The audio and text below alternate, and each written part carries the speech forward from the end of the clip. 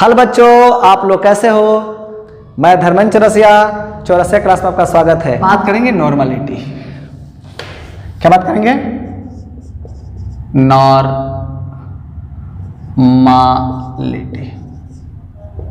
देखो बाबू, नॉर्मलिटी जो होता है ना, रिलेटेड टू, एक किससे रिलेटेड है? Equivalent mass. और क्या? Gram equivalent. इस ग्राम इक्विवेलेंट को नंबर ऑफ क्या इक्विवेलेंट बोल सकते हैं? क्या बोल सकते हैं? नंबर ऑफ इक्विवेलेंट बोल सकते हैं। तो यानी यहां जरा सोचिए कि मोलारिटी के लिए ये कितने पैरामीटर्स तैयार आ रहे हैं? इसके पास दो पैरामीटर्स आ रहे हैं। पहला, एक तो इक्विवेलेंट मास और दूसरा क्या? Gram equivalent. अब यहां से हमारा बात करेगा इक्विवेलेंट। तो अगर इक्विवेलेंट मास का जो हम कंडीशन लेते हैं, इक्विवेलेंट मास जो होता है वो किसके बराबर? इसका फॉर्मूला होता है कि मोलर मास बाई एक्स। तो मोलर मास बाई एक्स जो होता है ये बहुत से पैटर्न को डिफाइन करता है। अगर हमारे वैलेंसी इलेक्ट्रॉन जो होगा फॉर एलिमेंट के लिए, किसके लिए होगा? एलिमेंट होगा, उसके लिए क्या? वैलेंसी इलेक्ट्रॉन की तरह बिहेव करेगा। अगर हमारे पास बेसिसिटी की, अगर बेसिसिटी की बात हो, एसिड के लिए आएगा तो क्या? बेसिसिटी की बात होगा। अगर हम एसिडिटी की बात करेंगे तो फॉर वो किसके लिए होगा? बेस के लिए बात होगा। और यहां कहता है कि नंबर ऑफ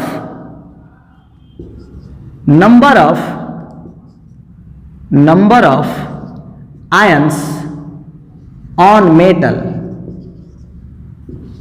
फॉर सॉल्ट के लिए बात होगा।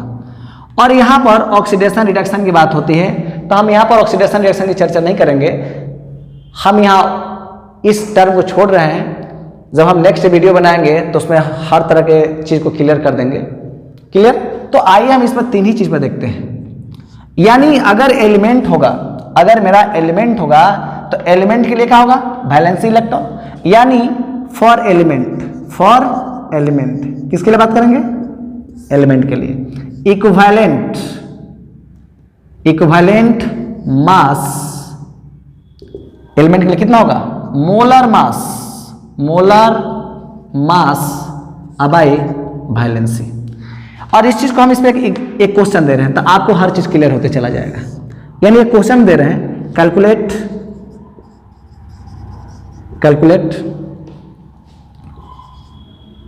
इक्विवेलेंट मास यहां पर लिखते हैं। इसको पहले लिख लीजिए, इसको मिला दूं। आइए क्वेश्चन लिखना पहला,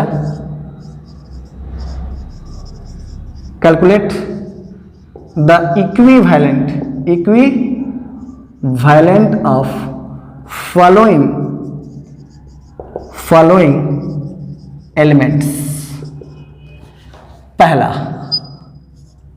हम यहां Na की बात कर रहे हैं। दूसरा, हम यहां Mg की बात कर रहे हैं। तीसरा, हम यहां एल्युमिनियम की बात कर रहे हैं। और चौथा कितना? सिलिकॉन की बात हो रही है। तो जरा सोचो, अगर हम बात करें इक्विवेलेंट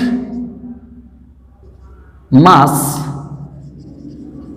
ऑफ Na, तो जरा सोचो Na का वैलेंसी कितना होता है? आप जानते हो ना कि सोडियम का कितना होता है? 11 होता है। तो 2, 8 और कितना? 1। इसका वैलेंसी है ना, इसका वैलेंसी है। तो हम इसको क्या लिख सकते हैं? Molar mass. तो यहां आपको देखना होगा कि सोडियम का मोलर मास कितना होता है जी? 23। तो जब 23 होगा तो कितना? 23 बटा कितना? 1, क्योंकि इसका वैलेंसी कितना? 1 है ना। तो 23 बजे के बाद कितना? 23। ये आपको समझने में कोई दिक्कत नहीं होगा। दूसरी बात कि अगर हम यहां पर मैग्नीशियम की बात करते हैं तो इक्विवेलेंट मास ऑफ Mg की बात करेंगे तो ये कितना होगा? 24। Mg का मोलर मास कितना? 24। और इसके पास वैलेंसी इलेक्ट्रॉन कितना? तो देखो 2, 8 और कितना? 2 ना। यानी इसका वैलेंसी कितना 2 बाई कितना 2 कट गया कितना 12। तो यहां पर आपको दिमाग में होगा कि मैग्नीशियम का मोलर मास कितना होगा, सॉरी इक्विवेलेंट मास कितना होगा 12।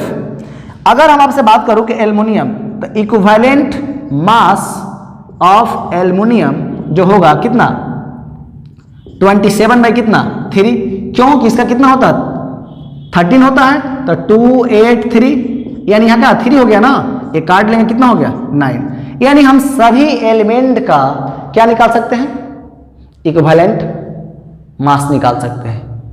दूसरा पॉइंट कि इक्विवेलेंट मास ऑफ एसिड।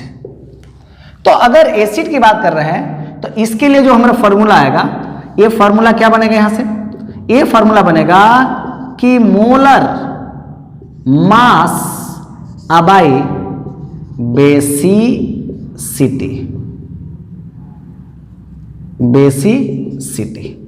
और व्हाट इज बेसिसिटी, कहता है कि number of H plus ion,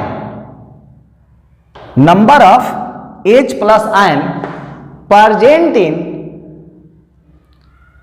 acid are known as basicity. यानी किसी एसिड में जितने number of H plus ion होंगे वहीं उसकी क्या कहलाएगी बेसिसिटी कहलाएगी। इस बात को कैसे समझेंगे, तो हम इस बात को एग्जांपल समझ जाएंगे। किससे समझ जाएंगे, एग्जांपल से। जरा सोचिए कि हमारे पास क्या है HCl है, E एक्वस है, तो अगर आपसे पूछे जाए जब टूटेगा तो कितना H प्लस और कितना Cl माइनस में, तो कोई पूछेगा इसका बेसिसिटी कितना है, बेसिसिटी ऑफ कितना HCl, तो क्या बोलेंगे 1, क्यों इस पर कितना H प्लस है 1। अगर आपसे कोई पूछेगा कि H2SO4 ये आपका एक्वस हो गया, अगर आपसे टूटेगा तो कितना H प्लस और कितना Cl माइनस, इसका बेसिसिटी कितना होगा, बेसिसिटी ऑफ कितना H2SO4 कितना होगा 2, क्योंकि यहां कितना 2H प्लस है। तो जितने नंबर ऑफ H प्लस, क्या बोलेंगे, जितने number of H plus ion present in acid these are known as basicity. तो किसी चीज का बेसिसिटी निकाल सकते हैं हम। आइए और सा हम एग्जांपल देखते हैं। तो जरा देखिए यहां पर, और हम एग्जांपल यहां देख रहे हैं, इसको मिटा रहा हूं।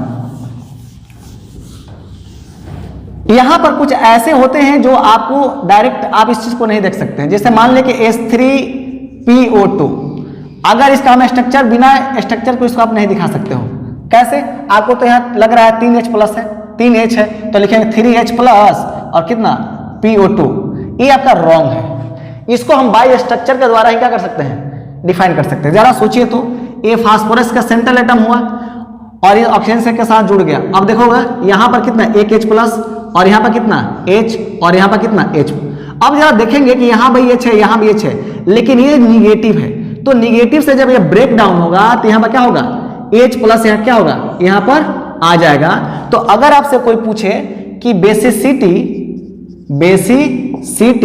ऑफ H3PO2 कितना, तो कितना बोलेंगे 1 बोलेंगे। किसमें, इसमें कितने H प्लस आयन है। दूसरी बात आपसे अगर पूछा H3PO, अगर 3 की बात करेंगे, अगर ये ब्रेक डाउन होगा तो आपको इसको कैसे, ऐसे अगर लिखेंगे तो गलत हो जाएगा। यहां इसका आप स्ट्रक्चर बनाओ, कितना P डबल बॉन्ड O, यहां पर कितना HOH, आप यहां देख लो OH, और यहां पर कितना OH, यहां से ब्रेक डाउन होगा, यहां पर लिख लो, यहां से ब्रेक डाउन होगा और यहां से क्या होगा, ये ब्रेक डाउन होगा। इसका बेसिसिटी कितना होगा, बेसिसिटी जो होगा वो कितना होगा 2 होगा। उसी प्रकार किसी चीज का बेसिसिटी इजीली निकाल सकते हैं, किसी चीज का बेसिसिटी इजीली निकाल सकते हैं। तीसरी, अगर हम तीसरा क्वेश्चन अगर ले रहे हैं तो जरा सोचिए कि तीसरा क्वेश्चन आपका क्या हो सकता है कि H3PO4 ये भी अगर एक क्वेश्चन होगा तो डायरेक्ट यहां से तो हमको यहां पता चल जाएगा क्या 3 होगा, लेकिन बाय स्ट्रक्चर ही आपको हर चीज क्लियर यहां पता चलेगा। आप देखोगे OH, यहां देखोगे OH, यहां देखोगे OH, यानी एक हाइड्रोजन यहां से टूटा, एक हाइड्रोजन यहां होगा, यहां से टूटा, एक हाइड्रोजन यहां से टूटा। क्यों, ये ज्यादा निगेटिव है, तो ज्यादा निगेटिव इसको तो इलेक्ट्रॉन को ले लेगा ना, इस पर H प्लस डेवलप कर जाएगा। तो ये स्थिति जब हम लोग देखेंगे तो यहां से पता चलेगा कि इसका बेसिसिटी कितना होगा, बेसिसिटी Ct जो होगा वो कितना होगा 3 होगा। यानी इक्विवेलेंट मास ऑफ एसिड का, किसी एसिड का इक्विवेलेंट मास हम इजीली निकाल सकते हैं किसके आधार पर, on the basis of basicity. अब जरा सोचो, हम एग्जांपल, ये चीज आप लोग लिख लें, हम इस पर क्वेश्चन दे रहे हैं, आपको हर चीज क्लियर हो जाएगा। एक छोटा सा प्यारा सा हम क्वेश्चन ले रहे हैं, आप देख लो। कैलकुलेट द इक्विवेलेंट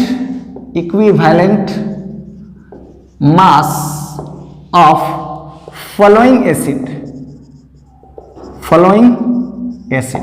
निम्नलिखित एसिड का इक्विवेलेंट मास निकालना है। जरा सोचे, हम आपसे पूछ दूं पहला सवाल कि H2SO4 का निकालना है, दूसरा आपसे पूछ दूं कि H3PO2 का निकालना है, तीसरा क्वेश्चन पूछ दूं कि H3PO3 का निकालना है, और चौथा क्वेश्चन पूछ दूं कि H3PO4 का निकालना है। आप इंटायर, और एक अगला क्वेश्चन बोल रहे हैं कि HCl का निकालना है। इजीली आप निकाल सकते हैं। ये कितना है, तो सबसे पहले ये निकालने, इक्विवेलेंट मास जब निकालते हैं, इक्विवेलेंट मास ऑफ H2SO4 की अगर बात करेंगे तो आपके दिमाग में होना चाहिए क्या क्या, ये बात आप समझ लीजिए कि यहां पर इसका मोलर मास, तो जरा सोचो कि हाइड्रोजन के लिए क्या होता है, हाइड्रोजन का एटॉमिक मास 1 होता है, सल्फर का कितना होता है, सल्फर का 16 होता है, 32 होता है, और ऑक्सीजन कितना होता है 16 होता है। तो अगर हम इक्विवेलेंट मास ऑफ H2SO4 की बात करूं तो ये कितना होगा, तो बताओ मोलर मास, तो मोलर मास इसका निकाल रहे हैं ना, तो 2 × 1 प्लस कितना 32 प्लस 4 × कितना 16 बाई, इसका बेसिसिटी कितना है, तो जस्ट आपको बताया थे 2 है ना, तो बटा कितना 2, ये अगर हम जोड़ लेंगे तो कितना 98 अब कितना 2 हो जाएगा, अर्थात 49 इसका क्या होगा इक्विवेलेंट मास होगा। कितना होगा, उसी प्रकार अगर इससे ये चीज आपसे पूछा जाए तो अभी बाई स्ट्रक्चर आपको दिखाए हैं, इसका भी वही बात करेंगे आप। तो इसमें जरा देखिए, इसमें फास्फोरस की अगर बात करते कितना होगा 31 होता है। तो अगर हम बात करूं कि इक्विवेलेंट मास ऑफ H3PO2 निकाल सकते हैं ना, तो इसका कितना होगा जी मोलर मास, तो कितना लिखेंगे 3 × 1 प्लस 1 है ना, क्या लिखेंगे 31 आप प्लस 2 × कितना 16 अब आई कितना 1, आप इसको ऐड कर लो 3 प्लस 31 प्लस 32 मतलब हो गया ये आपका कितना हो गया 56। अब आई कितना, अब हम बात करेंगे इक्विवेलेंट मास ऑफ बेस, किसकी बात करेंगे इक्विवेलेंट मास ऑफ बेस। तो अगर हमारा इक्विवेलेंट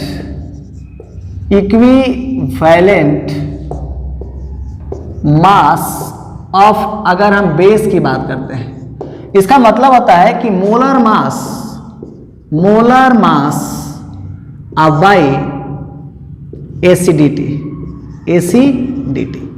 अब ये आपके दिमाग में क्वेश्चन आएगा कि व्हाट इज एसिडिटी, कहता है the number of OH plus ion present in base, these are known as acidity. यानी अगर हम यहां बात करूं कि यहां पर NaOH हमने लिख दिया, ये एक्वस है, अगर यहां पर ब्रेक डाउन होगा तो ये किस में होगा, आपको दिमाग लगाना है, ये Na प्लस और कितना OH माइनस, तो यहां पर NaOH से कितने OH माइनस यहाँ डिस्प्लेस हुए हैं OH 1, यानी इसका एसिडिटी जो होगा एसिडिटी ऑफ कितना NaOH आपका कितना हो गया 1 हो गया। अगर हम आपसे बात पूछूं Mg, किसका बात करेंगे बाबू MgOH, इसको बोलते हैं magnesium hydroxide.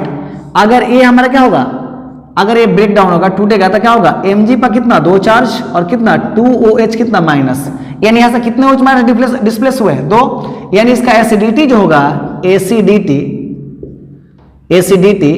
Of MgOH whole twice equal to कितना 2। उसी प्रकार अगर हम एल्युमिनियम की बात करूं और यहां पर क्या ले लो OH इथाइस ना, ए ब्रेक डाउन होगा यहां पर, तो आपका ये कितना हो जाएगा Al पर +3 और कितना 2OH पर कितना, सॉरी 3OH माइनस। यानी यहां पर अगर हम एसिडिटी ऑफ Al अगर होल थ्राइस की बात करूं, ये कितना हो जाएगा, 3 होगा। यहां पर एक क्वेश्चन लिख रहे हैं ये फॉर्मूला से यहां पर कि calculate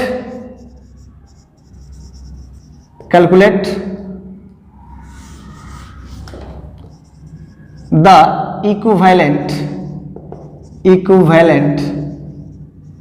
mass of following base.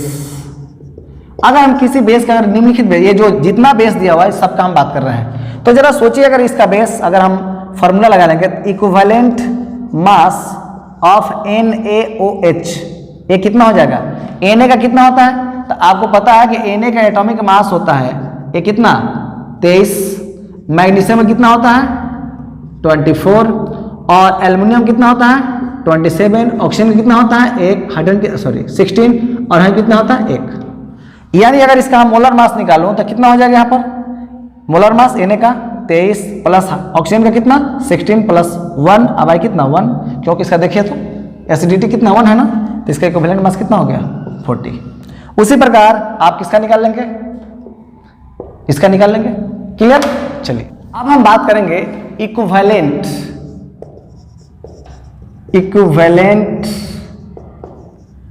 Mass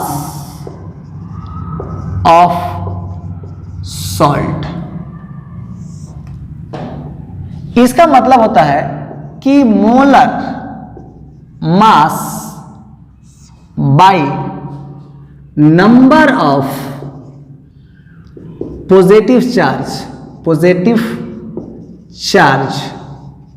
on metal atom. Clear.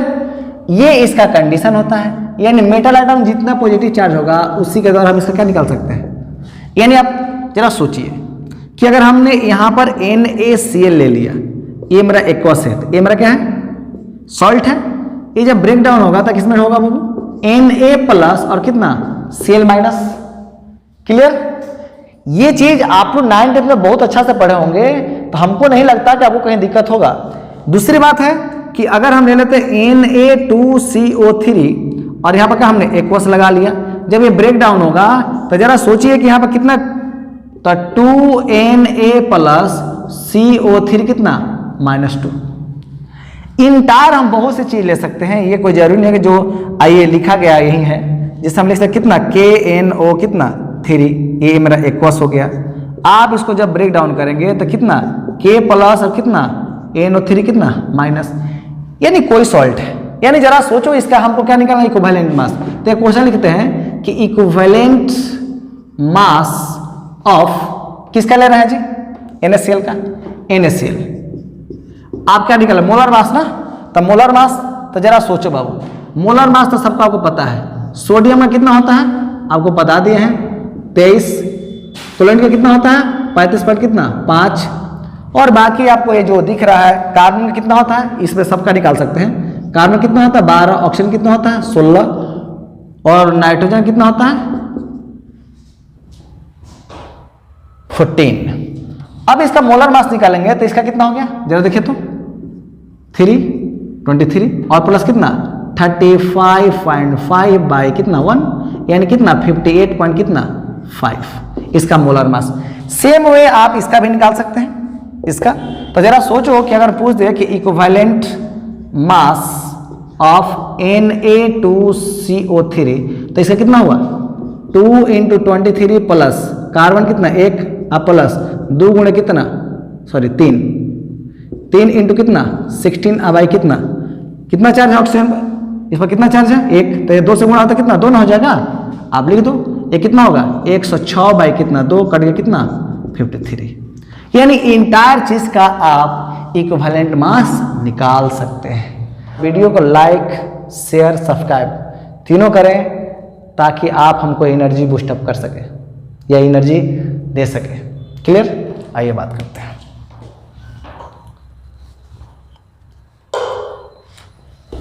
Gram equivalent.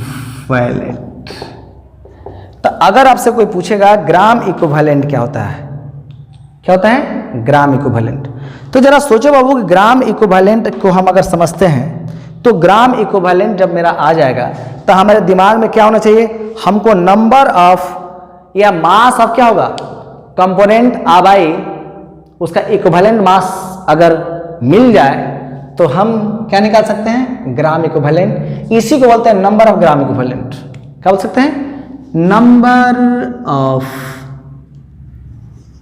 Gram equivalent. तो इसके लिए फॉर्मूला होता है मास बाई इक्विवेलेंट मास।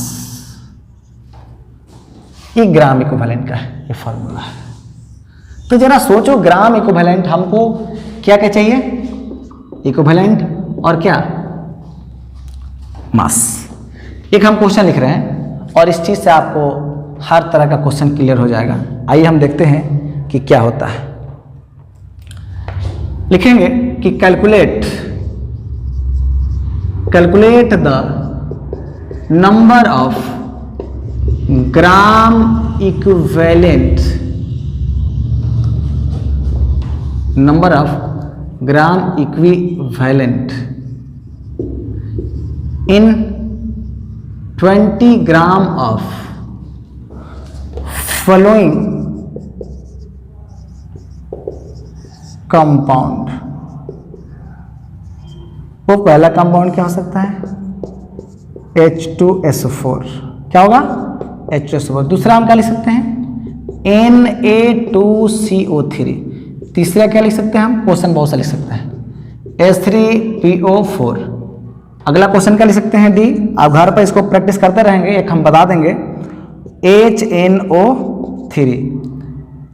ई क्या लिख सकते हैं H3OP3। तो चलिए हम इसमें इसका मास कितना दिया है और हमको इसमें क्या निकालना है, सबका इक्विवेलेंट मास निकालना है। तो जरा सोचिए इस सवाल को हम यहाँ क्या कर रहे हैं रन। पहला सवाल तो सबसे पहले हमारा क्या है H2SO4। तो H2SO4 हमारा आ गया। तो इसमें आपका H2SO4 का क्या क्या है, इसका molar mass sorry atomic mass 1, sulphur का कितना 32, ऑक्सीजन का कितना 16। तो सबसे पहले इसका मोलर मास H2SO4 वो कितना होगा, तो यहां पर 2 × 1 प्लस 32 प्लस और कितना 4 × 16 इक्वल टू कितना 98। और इसका आपका इक्विवेलेंट मास आपको बता चुके, इक्विवेलेंट मास ऑफ H2SO4। तो बताइए किसके ऊपर डिपेंड करता है। तो अगर हमारा एसिडिटी होगा सॉरी एसिड होगा तो बेस से बात करेंगे, अगर हमारा बेस होगा तो एसिड से बात करेंगे। तो यहाँ पर हम किसी की बात लें तो 98 बाई कितना 2, एक कट गया कितना 49। हमको अब निकालना क्या है ग्राम इक्विवेलेंट। तो यहाँ पर नंबर ऑफ ग्राम इक्विवेलेंट जो होगा, ग्राम इक्विवेलेंट जो होगा वो कितना होगा मुन्ना, मास कितना दिया है 20 ना, तो 20 बाई कितना 49। यहां से कैलकुलेट करने में जो आएगा वही आपका क्या होगा आंसर होगा। इंटायर जो चीज है ये सब का आप कर सकते हैं। चलिए हमको नहीं लग रहा कहीं आपको दिक्कत रहा होगा। अब आइए इसी के साथ हम पढ़ेंगे नॉर्मलिटी। क्या पढ़ेंगे normality.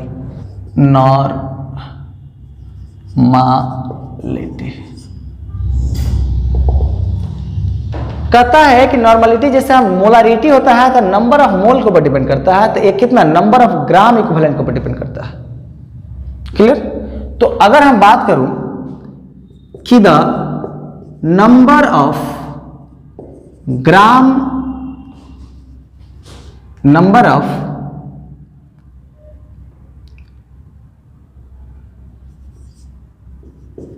Gram equivalent mass present in या dissolve या present in 1 लीटर या बोल सकते हैं 1 DCM³ metre cube. of solution is known as normality.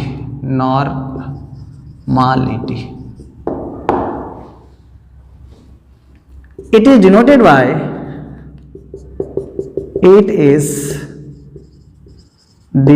by capital N. Its unit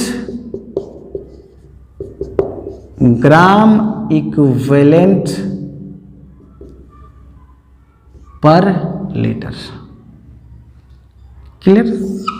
ये चीज आपके दिमाग में होना चाहिए कि the number of gram equivalent mass of solute लिखते हैं, mass of solute present in इतना लीटर या इतना 1 decimetre cube of solution is known as normality. Normality denoted by N, its unit gram equivalent per litre होता है। यानी अगर इसका हम फॉर्मूला बनाऊं तो इसका फॉर्मूला n बराबर क्या मिलेगा हमारा, number of gram equivalent by volume of solution in 1 litre. इसका फॉर्मूला है। इस फॉर्मूला पर बिजली आप सवाल को रन करा सकते हैं। आइए देखते हैं क्या हो रहा है। आइए एक सवाल इस पर देखेंगे।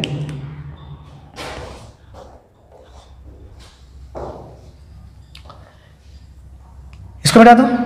आइए, अगर हमारा नॉर्मलिटी निकालना है, नॉर्मलिटी, तो नॉर्मलिटी x बाई कितना e इंटू 1000 बाई कितना b, वेयर x जो है क्या है, मास ऑफ सॉल्यूट है इन ग्राम, किसमें, इन ग्राम। e जो है इक्विवेलेंट मास ऑफ सॉल्यूट है, e जो है इक्विवेलेंट मास ऑफ सॉल्यूट है, और यहां पर v जो है कितना, volume of solution in 1 litre. एक प्यारा सा ये क्या हुआ, एक मेरा फॉर्मूला बना। अब यहां बात करेंगे कि रियल में रन कैसे करता है। एक नोट समझिएगा, normality note, normality is inversely proportional, normality is affected by temperature. अगर टेम्परेचर बढ़ेगा तो नॉर्मलिटी क्या होगा, घटेगा। दूसरी बात कि यहां पर टेम्परेचर बढ़ने से वॉल्यूम क्या होता है, बढ़ता है, अकॉर्डिंग टू चार्ल्स लॉ। यानी यहां पर देखेंगे कि जो मेरा कंडीशन हो रहा है, इस चीज को आप हमेशा ध्यान रखेंगे। ताप बढ़ने से वॉल्यूम क्या हो गया, इसका बढ़ रहा है, वॉल्यूम क्या हुआ, बढ़ रहा है चार्ल्स के अनुसार। ये बेस्ड ऑन मोलारिटी, ये जो रूल होता है किसके ऊपर डिपेंड करता है, मोलारिटी के ऊपर डिपेंड करता है। जस्ट लाइक मोलारिटी के तरह इसका बिहेवियर है, ये भी वॉल्यूम से रिलेटेड है और मोलारिटी भी क्या वॉल्यूम से रिलेटेड है। क्लियर? तो इसको आप लिख सकते हैं। इस पर हम एक प्यारा सा सवाल दे रहे हैं, आपको हर चीज क्लियर हो जाएगा। इसको मिटा दूं। एक बात और इस पर हमेशा ध्यान रखिएगा, इंपॉर्टेंट पॉइंट दूसरा, यहां पर अगर हम 1n लिख रहे हैं, 1n, इसका मतलब क्या होता है, इसका मतलब है 1 ग्राम इक्विवेलेंट, क्या बात करेंगे, 1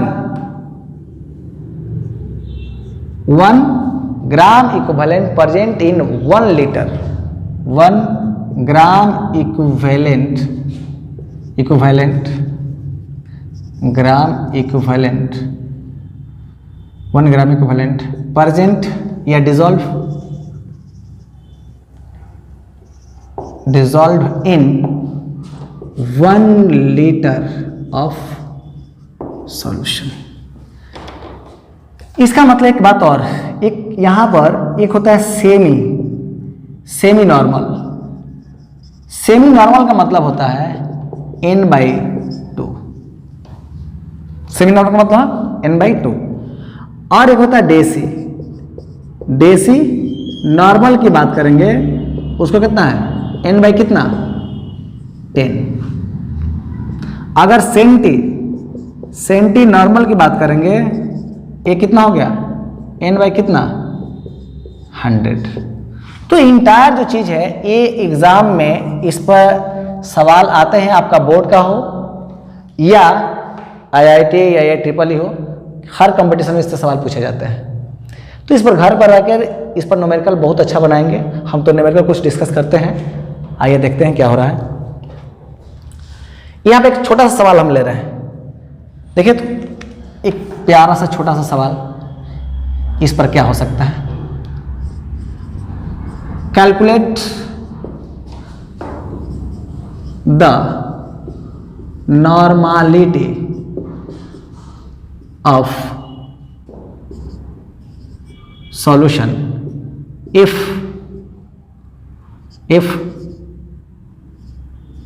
20 gram NaOH dissolve in 400 ml of solution। यह नॉर्मलिटी निकालने के लिए बात कर रहा है, नॉर्मलिटी। तो जरा सोचो नॉर्मलिटी के लिए क्या फॉर्मूला बता दिए कि n equal to x by कितना e ना, n टू कितना 1000 बाई कितना भी ना। अब जरा ध्यान लगाओ, यहाँ x कितना दिया है, x इजकल टू कितना दिया आप देखो तो 20 ना, और इसका क्या नहीं इक्विवेलेंट मास किसका, तो इक्विवेलेंट मास ऑफ NaOH। तो क्या बताया कि मोलर मास, इसका मोलर मास कितना 23 प्लस 16 प्लस 1 बाई कितना 1 ना, यानी ये कितना हो जाएगा 40 बाई 1, यानी कितना 40। दूसरी बात है इसका वॉल्यूम कितना दे दिया है जी, तो वॉल्यूम ऊपर कितना 400 ml। तो ये फॉर्मूला बैठा दीजिए, n बराबर कितना x कितना आ गया 20 अब बाई 40 इंटू 1000 बाई कितना 400। आप जो कटने वाला 1 2 1 2 1 1 लगता है कितना हो गया 5, इसका नॉर्मलिटी कितना हो गया 5 है। तो इससे रिलेटेड सवाल होंगे तो इजीली आप बना सकते हैं। क्लियर, चलिए एक और सवाल देते हैं इस पर, मिला तो centimolar of solution present 400 ml। या सेंटी नॉर्मल का मतलब क्या हुआ, सेंटी नॉर्मल। तो जरा सोचिए कि यहाँ सेंटी नॉर्मल का मतलब होता है, सवाल सेंटी नॉर्मल का मतलब n बाई कितना 10 क्वेश्चन में है। तो आपको फार्मूला पता है कितना n बाई कितना 10 नॉर्मलिटी का फार्मूला है। तो नॉर्मलिटी पर आपको बताया गया कि x by a into 1000 by कितना भी ना, तो n का मतलब कितना n बाई 10 ना, तो क्या लिखेंगे n बाई कितना 10 इंटू x का वैल्यू हमको पता है नहीं है, a का वैल्यू पता है, तो हाँ ये कितना होगा 58 पॉइंट कितना 5 किसका NaCl का, कहाँ गया मास ऑफ सॉल्यूट NaCl का इतना होता है इंटू कितना 1000 बाई कितना 400। आप यहाँ से कैलकुलेट कर लो, 2 0 से 2 0 क्या हो गया मर गया। हमको x का वैल्यू निकालना है, किसका वैल्यू निकालना है x का वैल्यू निकालना है। तो x का वैल्यू कैसे निकालेंगे, x इजकल टू कितना हो जाएगा जी, यहाँ पर x इजकल टू आपका हो जाएगा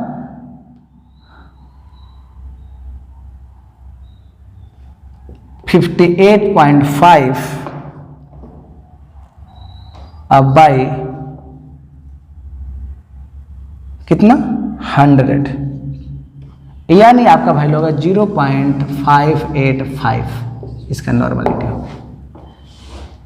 चलिए अगर नॉर्मलिटी से रिलेटेड सवाल आएंगे तो आप इजीली बना सकते हैं। अब हम बात करेंगे मोलालिटी। अब वो बात सोचो कि मोलालिटी जो होता है, मोलालिटी जो होता है वो किससे, ये जो रिलेटेड होता है number of mole of solute और क्या होता है मास of solvent, mass of solvent in 1 kg। मतलब हम यहां कह सकते हैं कि मोलालिटी की जो पैटर्न है, अगर कोई सॉल्यूशन होगा तो यहां सॉल्यूट और प्लस अगर हम सॉल्वेंट की बात करते हैं तो आपके दिमाग में होना चाहिए कि ए भी किस में होगा ग्राम में, और ए भी किस में होगा ग्राम में होगा, ये भी किस में होगा ग्राम में। यानी ये वॉल्यूम में नहीं हो सकता है, इसका मतलब है कि मोलालिटी जो होता है वो वॉल्यूम से रिलेटेड नहीं होता, किससे रिलेटेड होता है? ग्राम से रिलेटेड होता है। किससे रिलेटेड होता है? ग्राम से रिलेटेड होता है। इसीलिए कहा जाता है कि इसका सॉल्वेंट किस में माना जाता है? ग्राम में, और सॉलिड भी किस में होता है? ग्राम में होता है। क्लियर? अब इसका हम डिफिनीशन बनाएंगे कि रियल में डिफिनीशन क्या होगा। तो number of mole of solute by mass of solvent in 1 kg are known as क्या? मोलालिटी। लेकिन इतना से आपका मन नहीं भरेगा तो हम लोग इसका डिफिनीशन लिख सकते हैं, क्योंकि आपको एग्जाम भी तो देना है। तो क्या लिखेंगे? The number of moles of solute dissolve in 1 kg of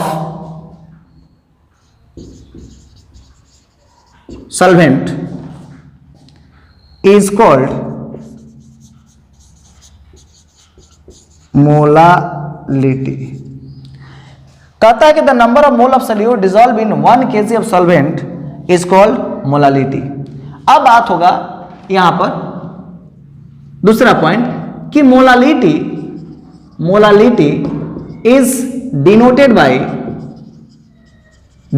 by a small m, its unit mole per kg, next point, it is not affected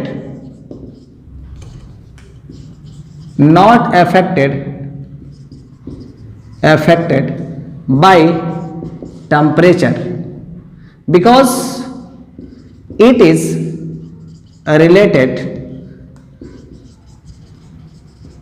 to मास। एक किससे रिलेटेड होता है? मास से रिलेटेड होता है। तो इंटायर चीज इसका पैटर्न है। अब हम बात करेंगे यहां से हम लोग इसका फॉर्मूला कैसे बनाएंगे, ये चीज हमको देखना है।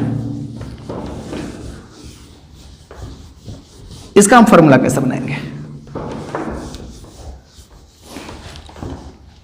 मोलालिटी इक्वल टू होता है, मोलालिटी इक्वल टू होता है number of moles of solute by mass of solvent in 1 kg। ये इसका फॉर्मूला है, ये इसका फॉर्मूला है। अब यहां बात करेंगे कि ये तो हमारा फॉर्मूला बन गया, लेकिन अगर हम एक छोटा सा अगर हम रूल के रूप में इसको कन्वर्ट कर दें तो क्या होगा? देखिए तो if x gram solute its mass a gram per mole, molar mass its molar mass a gram per mole dissolve in W gram of solvent, then तो जरा सोचो बाबू कि यहां से हम मोलालिटी को स्मॉल m द्वारा डिनोट करते हैं। तो स्मॉल m द्वारा डिनोट करेंगे तो जो हमारा फॉर्मूला बना हुआ क्या? Number of mole of solute.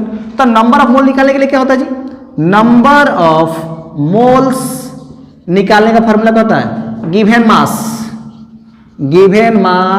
Bye molecular मास। तो गिवन मास कितना दिया हुआ है यहां? तो यहां पर गिवन मास दिया हुआ है x, अब मोलिक्यूलर मास कितना दिया हुआ है यहां पर? a। तो हमने क्या लिख दिया? a लिख दिया। अर्थात यहां से अगर हम फॉर्मूला बनाए तो क्या लिखेंगे? x by a into mass of solvent in 1 kg। तो यहां पर मास ऑफ सॉल्वेंट कितना दिया? W ग्राम ना, तो हम क्या लिखेंगे? W बाई कितना? 1000। अर्थात इसको लिख सकते हैं x by a into 1000 by कितना? W। और इसी को हम प्यार से नंबर ऑफ मोल लिख सकते हैं। क्या लिख सकते हैं? नंबर n इंटू 1000 बाई कितना? W। यानी हम दोनों पैटर्न को लिख सकते हैं। आप इसके बराबर ये लिख सकते हो, इसी को हम क्या बोलते हैं? नंबर ऑफ मोल। यहां साइड में चाहेंगे तो यहां n लगा सकते हैं। क्लियर? तो ये इसका पैटर्न है। जरा सोचिए कि इसको हम कैसे एक्सप्रेस करेंगे। अगर हम बोले कि 1 स्मॉल m का मतलब क्या? 1 मोलल सॉल्यूशन। मोलल जहां बात आएगी it is related to molality. लेकिन जहां पर मोलर आएगा, मोलर 1 मोलर, तो 1 molar is related to molarity. तो ये बात हमको दिमाग में होना चाहिए कि हम क्या कह रहे हैं और आप क्या सुन रहे हैं। आइए हम देखते हैं, चलो देखिए। तो अगर आपसे पूछा जाए कि 1 मोलल सॉल्यूशन का मतलब क्या होता है, 1 मोलल को हम लोग प्यार से 1m कहते हैं। यहां 1m का मतलब 1 मोल, कहता है कि 1 मोल of solute dissolve in 1 kg of solution. 1 kg में 1 मोल क्या हुआ, डिसॉल्व है। लेकिन अगर हम बोलो कि सेमी मोलर, कितना, सेमी मोलल की बात करूं, सेमी मोलल सॉल्यूशन, इसका मतलब होगा 1/2m, स्मॉल m है, याद रहे। 1/2 मोल of solute dissolve in 1 kg of solution. अगर हम सेंटी की बात करेंगे या डेसी बात करते हैं, डेसी मोलल सॉल्यूशन की बात करेंगे, इसका मतलब क्या हो गया, 1 बाई कितना, 10m। अगर सेंटी की बात करेंगे, सेंटी मोलल सॉल्यूशन की बात करेगा, इसका मतलब हो गया कि 1/100m। क्लियर? ये आपके दिमाग में होना चाहिए। तो इससे अगर रिलेटेड सवाल होगा तो आपके दिमाग में डायरेक्ट रन करना चाहिए। क्या करना चाहिए, रन करना चाहिए। आइए इस पर हम एक सवाल देखते हैं तो आपको हर चीज क्लियर हो जाएगा। आइए हम प्यारा सवाल,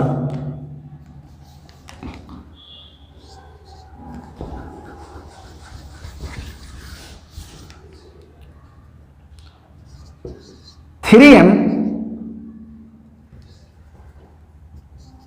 Na2SO4 या NaCl solution, 3m NaCl solution. इसका मतलब क्या हुआ, इसका मतलब हुआ कि 2 मोल NaCl dissolve in 1 kg of solution. यानी 2 मोल NaCl जो है 1 kg में क्या है, घुला हुआ है, उसी का मतलब 2m NaCl सॉल्यूशन। क्लियर? अगर किस तरह का बात करेगा तो आप इजीली लिख सकते हैं। क्लियर? अब आइए हम बात करते हैं, यहाँ पे एक सवाल प्यारा से देखते हैं, आपको बात समझ में आ जाएगी। इसको मिटा दूं, चलिए।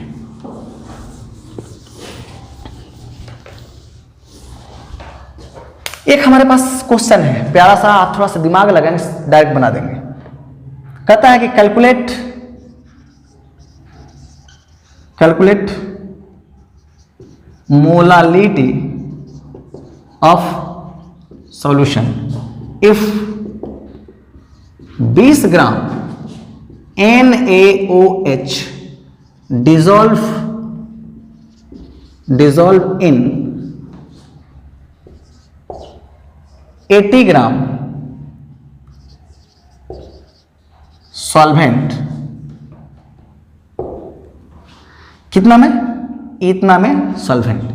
इतना ग्राम में क्या है, ये डिसॉल्व है। इतना ग्राम में ये क्या है, डिसॉल्व है।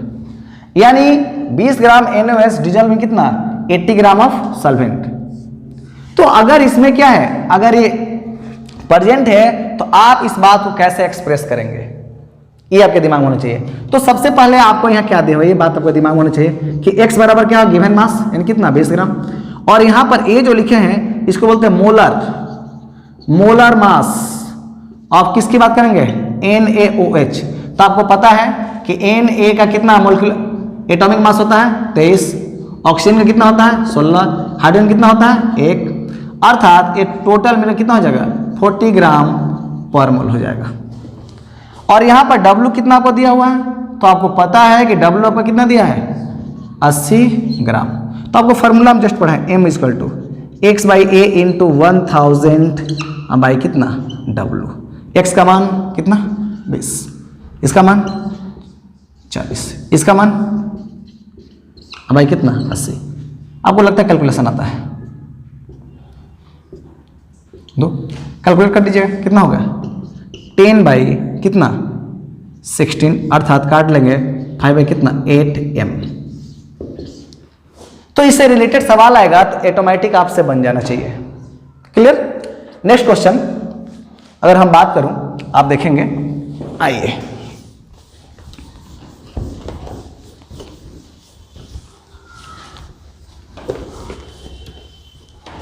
नेक्स्ट सवाल लेते हैं। कैलकुलेट द मोलालिटी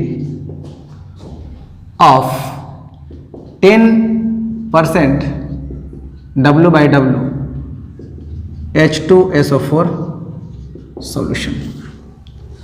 यानी 10% W/W H2SO4 सॉल्यूशन से हमको क्या निकालना है, मोलालिटी निकालना है। क्या निकालना है, मोलालिटी।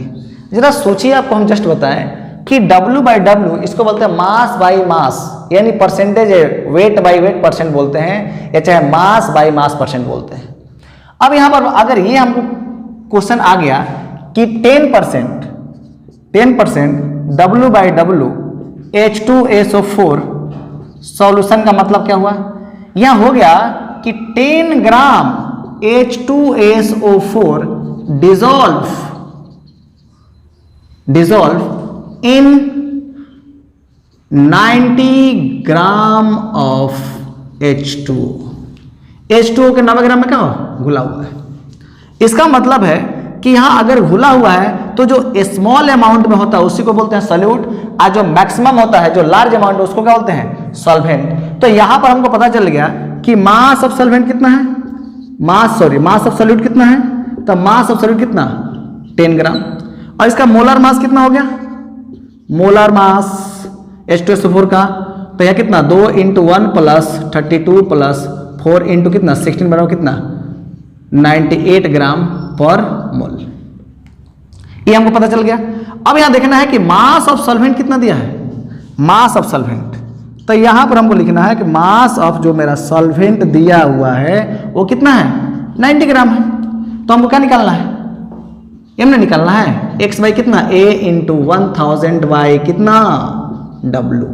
इसी को हम प्यार से x बोल रहे हैं, इसी को हम a बोल रहे हैं, और इसी को हम w बोल रहे हैं। इजिली इस सवाल को हम बना सकते हैं। तो जरा रखिए यहां पर वैल्यू, ये कितना है 10, इसका कितना है 98, ये कितना हो गया 1000 बाई कितना w का मान कितना, आपको कैलकुलेट करना आता है, कैलकुलेट कर लेंगे भाई रहे बाबू।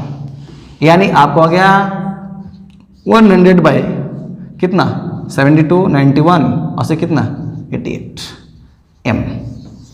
ये आपका इसका वैल्यू है। तो अगर सवाल में परसेंटेज से रिलेटेड होगा तो आप इजीली बना सकते हैं। क्लियर। अगर परसेंटेज से भी रिलेटेड हो तो आप इजीली बना सकते हो कि नहीं, हाँ बना सकते हैं। अब हम नेक्स्ट सवाल करते हैं इस पर, आइए। Calculate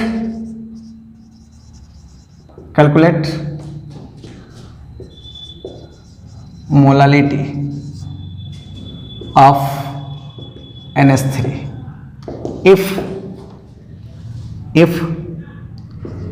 5 gram NH3 dissolve in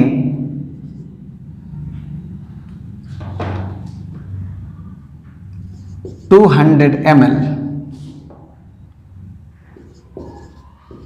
solution, its density is 1.4 ग्राम पर ml। अगर इस टाइप का सवाल हो तो जरा सोचिए कि सवाल में क्या दिया रहा है, क्या दिया हुआ है, मोलालिटी निकालना। क्या निकालना, मोलालिटी। लेकिन यहाँ ये चीज देखिए किससे रिलेटेड है, वॉल्यूम से रिलेटेड है। और इसका यहाँ देखिए कि मास ऑफ जो सॉल्यूट है कितना दिया हुआ है, इतना दिया हुआ है। तो हम यह सवाल में क्या बना सकते हैं, मास ऑफ सॉल्यूट कितना हो गया वो 5 ग्राम, इसी को हम क्या बोल रहे हैं, x बोल रहे हैं। और अब यहां पर लिखेंगे एक को बोलते हैं कि मोलर मास ऑफ NH3, मतलब क्या सॉल्यूट की बात करेंगे वो कितना हो जाएगा, तो इसका कितना 14 प्लस कितना 3 × 1 बराबर कितना 17 ग्राम पर मोल। अब हमारे पास टेंशन ये आ रहा है ना कि यहां पर क्या दिया है, वॉल्यूम दिया हुआ है। तो अगर वॉल्यूम दिया हुआ है तो आपको प्यारा सा एक चीज पढ़ाया गया था, क्या पढ़ाया गया था कि डेंसिटी इक्वल टू पढ़ाया गया था क्या, मास बाई वॉल्यूम। क्या पढ़ाया गया था, मास बाई वॉल्यूम। तो जरा सोचिए कि हमको यहां से क्या निकालना, मास। तो अगर हमको मास निकालता, मास बराबर क्या लिख सकते हैं, डेंसिटी इनटू कितना, वॉल्यूम ना। तो यहां पर डेंसिटी कितना दिया हुआ है, डेंसिटी कितना दिया है 1.4 ग्राम, और इसका वॉल्यूम कितना दिया है 200 ml। हम गुना कर लेंगे तो कितना होगा 280 ml ग्राम, इसका क्या होगा, मास हो जाएगा। किसका, और ये जो मास निकला ये किसका मास निकला, सॉल्वेंट का। यानी यहां पर W ग्राम कितना हो गया, 280 ग्राम हो गया। और फॉर्मूला आपको बताया गया था ना कि m बराबर कितना, x by A into 1000 by कितना W। लगा दो वो फॉर्मूला मेरे। तो यहां पर कितना आएगा जरा देखो तो, 5 ग्राम बाई ये कितना गया 17 इंटू 1000 बाई W कितना है 280। कैलकुलेट कर लीजिएगा आप, जो आएगा वही यहाँ पर क्या होगा, वैल्यू होगा। क्लियर। तो अगर इससे रिलेटेड सवाल आएगा तो आप इजीली बना सकते हैं। क्लियर। चलिए अब एक हम क्वेश्चन दे रहे हैं, अब इसके बाद हम एक क्वेश्चन दे रहे हैं इससे रिलेटेड। आप कोई भी बुक बनाएंगे तो आपसे क्वेश्चन बनेगा, कोई भी बुक बनाएंगे आपसे क्वेश्चन बनेगा। और इसमें हम 3 तरह के question, calculate,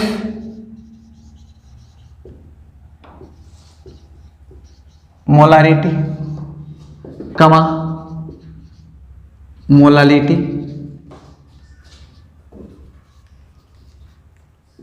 molality comma mole fraction of each component comma normality if 50% H2SO4 solution, its density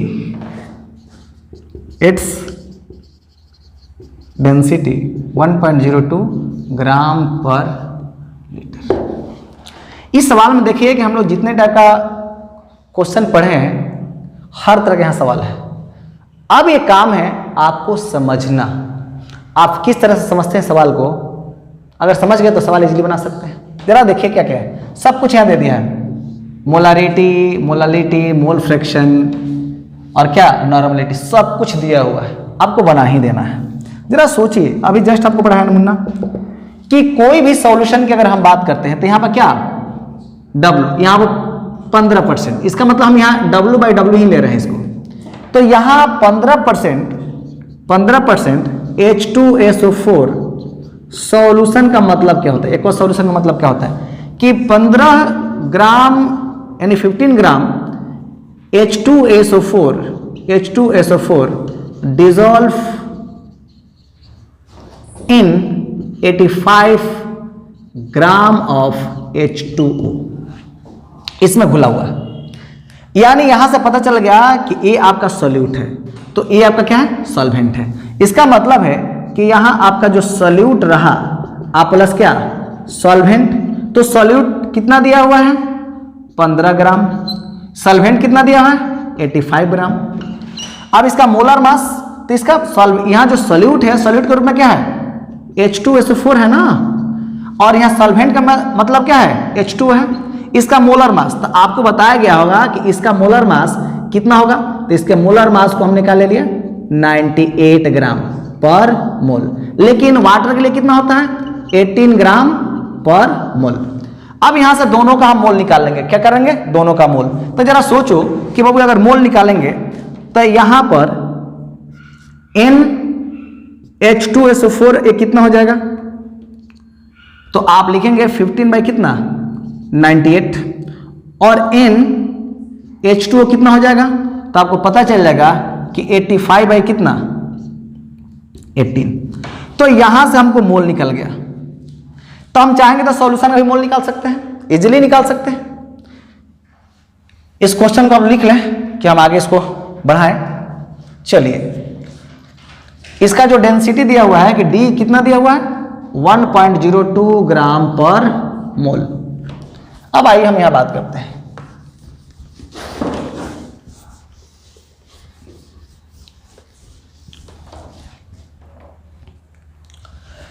यहां पर मास ऑफ सॉल्वेंट की अगर हम बात करते हैं, किसकी बात करेंगे? मास ऑफ सॉल्वेंट की बात करेंगे। तो मास ऑफ सॉल्वेंट कैसे निकालेंगे जी? मास ऑफ सॉल्वेंट के लिए हम लोग फॉर्मूला पढ़े हैं क्या? यहां पर हम D बराबर पढ़े हैं M बाई कितना V। तो यहां से हमको क्या निकालना है?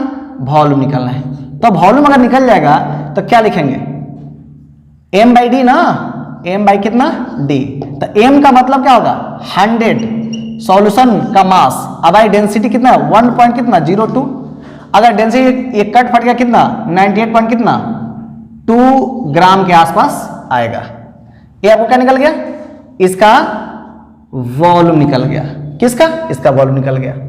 अब हमको यहां से क्या निकालना है? मोलारिटी का निकलेंगे, मोलारिटी। तो मोलारिटी का फॉर्मूला क्या पढ़ा है? x बाई ए इंटू 1000 अब भाई कितना भी ना, इसका फॉर्मूला डालो भाई। ये कितना है?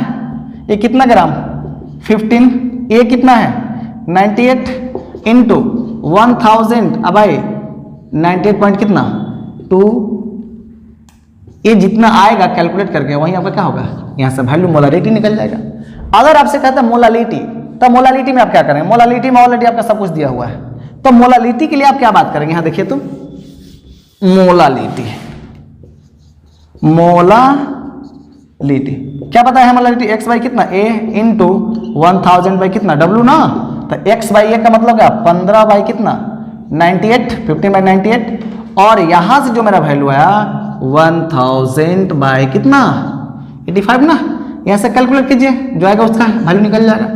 अब हमारे पास क्या होगा? मोल फ्रैक्शन या तो नॉर्मलिटी पहले निकाल लेंगे। तो नॉर्मलिटी निकालेंगे मुन्ना। तो नॉर्मलिटी के लिए फॉर्मूला क्या बना? नॉर्मलिटी बराबर कितना x by E into 1000 by कितना भी। मतलब है कि x कितना 15 और इसका इक्विवेलेंट मास कितना, इसका आधा तो कितना, और 1000 बाई भी का मतलब कितना है जी 98.2। यहां से सॉल्व करेंगे तो इसका वैल्यू निकल जाएगा। अब हमारे पास क्या निकालना है? Mole fraction. तो मोल फ्रैक्शन की बात करते हैं। मोल फ्रैक्शन किसका? पहले हम ले लेते हैं H2SO4 का। तो आपको बताएगा formula NH2SO4 by NH2SO4 plus NH2O। इसका मोल कितना आया था 15 बाई कितना 85 अब बाई इसका कितना 15 बाई कितना 85 अब प्लस